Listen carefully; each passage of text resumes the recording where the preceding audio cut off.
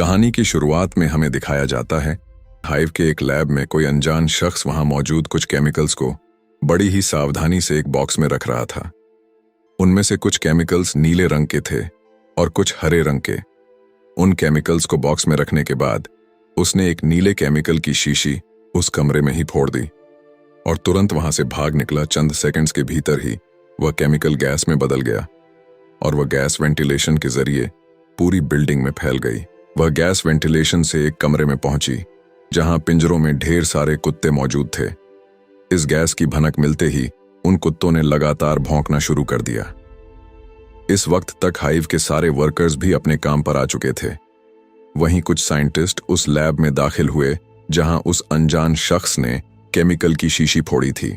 लोगों की नजरों में तो यह कंपनी कंप्यूटर टेक्नोलॉजी और हेल्थ केयर प्रोडक्ट्स बनाती थी, लेकिन इस कंपनी के एम्प्लॉइज तक इस बात से बेखबर थे कि कंपनी का ज्यादातर मुनाफा जेनेटिक एक्सपेरिमेंट्स करने और मिलिट्री के लिए बायो वेपन्स तैयार करने से आता था।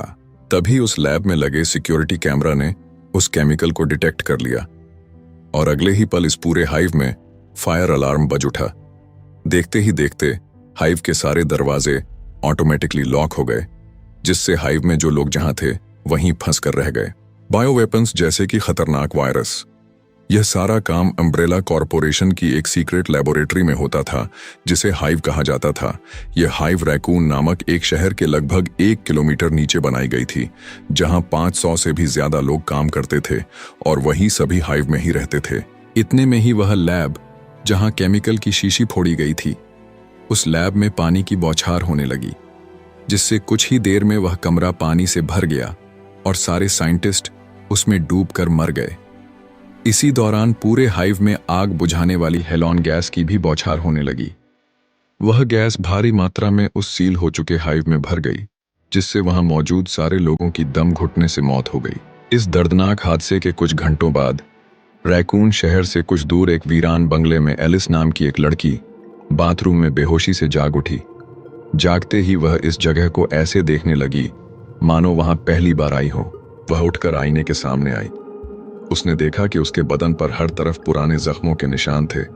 वह हैरानी से इस जगह को देखते हुए बेडरूम में आ गई। उसने देखा कि वहां बेड पर एक ड्रेस रखी थी। एलिस वह ड्रेस पहनकर तुरंत बेडरूम से बाहर निकल आई। बाहर हॉल में एलिस को एक आदमी के साथ अपनी तस्वीर दिखी। तस्वीर से साफ पता चल रहा था कि वह आदमी एलिस का पति था, लेकिन आश्चर्य की बात थी कि एलिस ना तो उस आदमी को पहचानती थी और ना ही उसे अपनी शादी याद थी। इतने में ही उसे दरवाजे से आती किसी की आहट सुनाई दी। वह डरी सहमी दरवाजे की ओर गई, लेकिन उसे वहां कोई नहीं दिखा। तभी अचानक एक आदमी ने उसे पकड़कर घर के अंदर खींच लिया और उसे जबरदस्ती कहीं ले जाने लगा। लेकिन इतने में ही घर की खिड़कियां तोड़कर कुछ हथियारबंद सोल्जर्स अंदर घुस आए। उन्होंने उस आदमी को धर दबोचा और उसे हथकड़ियों में जकड़ लिया। इसके बाद उन सोल्जर्स का कमांडर वहां आ गया। उसने एलिस को झंझोर कर उससे पूछा, सोल्जर, यहां क्या हुआ था? मुझे जल्दी यहां के हालात बताओ। यह सुनकर तो एलिस के होश ही उड़ गए। वह समझ नहीं पा रही थी कि कमांडर उसे सोल्जर क्यों बुला रहा है। मैं जकड़ लिया। उस आदमी ने सोल्जर्स को धमकाते हुए कहा कि वह लोग उसे पकड़कर गलती कर रहे हैं क्योंकि वह एक पुलिस वाला है। यह सुनकर एक सोल्जर ने उस आदमी का पुलिस बैज चेक किया। बैज पर उसका नाम मैट लिखा था, लेकिन जब उस सोल्जर ने पुलिस डिपार्टमेंट के रिकॉर्ड में उसका नाम चेक किया तो रिकॉर्ड में कहीं भी उसका नाम दर्ज नहीं था। इसी बीच एक सोल्जर ने जैसे ही इस ट्रेन के एक कंपार्टमेंट को खोला, तभी एक आदमी वहां से निकलकर नीचे गिर पड़ा। वह आदमी बेहोश था। एलिस ने देखा कि वह वही आदमी था जिसकी तस्वीर उसने बंगलों में देखी थी। उस आदमी का नाम स्पेंस था। इसी वक्त एलिस को स्पेंस के साथ अपनी शादी के कुछ पल याद आ गए। इस पर मैट ने सफाई देते हुए कहा कि उसकी रैकून शहर में हाल ही में पोस्टिंग हुई है, इसलिए रिकॉर्ड में अभी तक उसका नाम दर्ज नहीं हुआ है। सोल्जर्स ने उसे हथकड़ियों में रखना ही ठीक समझा। तभी एक सोल्जर ने कमांडर को बताया कि कुछ घंटे पहले इस बंगलो का डिफेंस सिस्टम एक्टिवेट हो गया था, जिससे यहाँ बेहोश करने वाली नर्व गैस फैल गई थी। इसी वजह से एलिस बेहोश हो गई थी और इस गैस के साइड इफेक्ट से ही उसकी याददाश्त भी चली गई। एलिस ने देखा कि वह वही आदमी था जिसकी तस्वीर उसने बंगलो में देखी थी। उस आदमी का नाम स्पेंस था। इतने में ही स्पेंस को होश आ गया। लेकिन एलिस की तरह वह भी अपनी याददाश्त खो चुका था। कुछ ही देर बाद वह सभी उस ट्रेन से एक बड़े वेयरहाउस में पहुंच गए। एलिस ने पूछा, आखिर तुम लोग हो कौन और यहाँ हो क्या रहा है? लेकिन कमांडर ने एलिस के किसी भी सवाल का जवाब नहीं दिया। कमांडर और सोल्जर्स फौरन एलिस और मैट को लेकर इस बंगलो के एक खुफिया तहखाने में आ गए। इस तहखाने में एक बड़ा वेयरहाउस मौजूद था, इतना बड़ा कि इस वेयरहाउस से एक लंबी रेलवे सुरंग निकलती थी और उस सुरंग में जाने के लिए वहां एक ट्रेन भी खड़ी थी। और इस अंधेरी सुरंग में आगे बढ़ने लगे। लेकिन अब एलिस के सब्र का बांध टूट चुका था। उसने गुस्से में कमांडर से दोबारा पूछा, आखिर तुम लोग हो कौन और यहाँ हो क्या रहा है? इस पर कमांडर ने उन्हें बताया कि एलिस स्पेंस और वह सारे सोल्जर्स अम्ब्रेला कॉरपोरेशन के लिए काम करते हैं और इस वक्त वह लोग अम्ब्रेला कॉरपोरेशन की खुफिया लैबोरेटरी हाइव के मुख्य दरवाजे पर मौजूद हैं। इसके बाद कमांडर ने उन्हें हाइव का नक्शा दिखाते हुए बताया, यह विशाल हाइव सतह के लगभग 1 किलोमीटर नीचे बनाई गई है और इसके ठीक ऊपर रैकून शहर बसा हुआ है। एलिस जिस बंगलो में हमें मिली थी वह हाइव का इमरजेंसी एंट्रेंस है। एलिस और स्पेंस इस इमरजेंसी एंट्रेंस के सिक्योरिटी ऑफिसर्स हैं। स्पेंस एलिस का असली पति नहीं है, बल्कि वह दोनों आम पति पत्नी की तरह इस बंगलो में रहकर इसकी सुरक्षा करते हैं ताकि किसी को शक न हो पाए कि इस बंगलो में हाइव का एंट्रेंस छुपा है। यह सुनकर एलिस ने आगे पूछा, आखिर यहाँ हुआ क्या था और हमारी याददाश्त कैसे चली गई? इस पर कमांडर ने बताया, यह पूरा हाइव कंप्यूटर से चलता है और इन कंप्यूटर्स को कोई इंसान नहीं बल्कि अब तक की बनाई गई सबसे एडवांस्ड आर्टिफिशियल इंटेलिजेंस कंट्रोल करती है। इस आर्टिफिशियल इंटेलिजेंस को रेड क्वीन नाम दिया गया है। रेड क्वीन के पास अपनी और इस हाइव की सुरक्षा के लिए सेल्फ डिफेंस सिस्टम यानी कि अपने कुछ खास बचाव हथियार हैं।